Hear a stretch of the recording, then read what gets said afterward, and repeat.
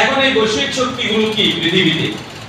আপনি যে পৃথিবীটাতে দাঁড়িয়ে আছেন সেই পৃথিবীর বৈশ্বিক শক্তিগুলো হচ্ছে এখন এই পৃথিবীতে আমরা যেখানে ইসলামের কাজ করতে চাই সেখানে 816 কোটি লোক এখন বিদ্যমান। এই 816 কোটি লোকের মধ্যে আপনার কতজন? This is the question. আপনি বাংলাদেশে ইসলামী বিপ্লব করতে চান, 18 কোটি লোকের ভিতরে আপনার কতজন? এটি আপনাকে বিবেচনায় আনতে হবে। 2 নম্বর হচ্ছে এই পৃথিবীর যে এরিয়া আছে সেই এরিয়াটা হচ্ছে 14 কোটি 89 লক্ষ 40,000 কিলোমিটার। এটার ভিতরে আপনি যে বাংলাদেশে আছেন এটা পৃথিবীর ভূখণ্ডের মাত্র 1 লক্ষ প্লাস বর্গ কিলোমিটার জায়গা। বাকিটা আপনার কিছু মুসলিম ভাইয়ের হাতে, নেশন স্টেটের হাতে। এখন প্রায় 200 উপরে নেশন স্টেট আছে।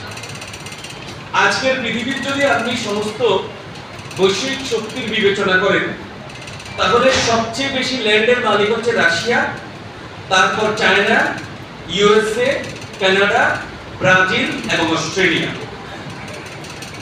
15টি বড় দেশের ভিতরে আরো বড় দেশ আছে আপনার ইন্ডিয়া সহ। এই ভূখণ্ডগত দিক থেকে মুসলিম বিশ্বের দেশগুলো ভূখণ্ড দখল করে আছে। 9 নম্বরে আছে কাজাখস্তান পৃথিবীতে, তার ভূখণ্ড অনেক বড়। তারপরে আছে আলজেরিয়া, তারপরে আছে সৌদি আরব, তারপরে আছে ইন্দোনেশিয়া, এরপরে আছে সুদান। আপনারা শুধু একটা জিনিস মনে রাখেন যে যত বড় বড় মুসলিম দেশ আছে সেই দেশগুলোকে টন কান্ট্রি বলা হয়। আপনারা নোট রাখতে পারেন তাদের ভাষায়। এগুলোকে বলা হয় টন কান্ট্রি, ভঙ্গুর রাষ্ট্র। কিভাবে ভঙ্গুর রাষ্ট্র? এটাকে ভঙ্গুর বানানো হয় অথবা শেষ করা হয়। স্নায়ু যুদ্ধ পরবর্তী সময়ে আমরা দেখলাম ইন্দোনেশিয়াকে ভেঙে ফেলা হয়েছে। ইন্দোনেশিয়াকে ভেঙে আলাদা একটা কি রাষ্ট্র খ্রিস্টানদের জন্য কি করে দেওয়া হয়েছে? তৈরি করে দেওয়া হয়েছে।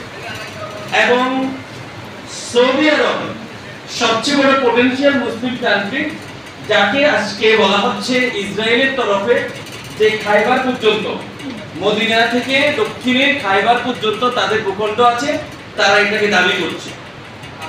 এরপরে মুসলিম বিশ্বের ল্যান্ডের জন্য ল্যান্ড স্পেসের একটা বড় দেশ ছিল সুদান।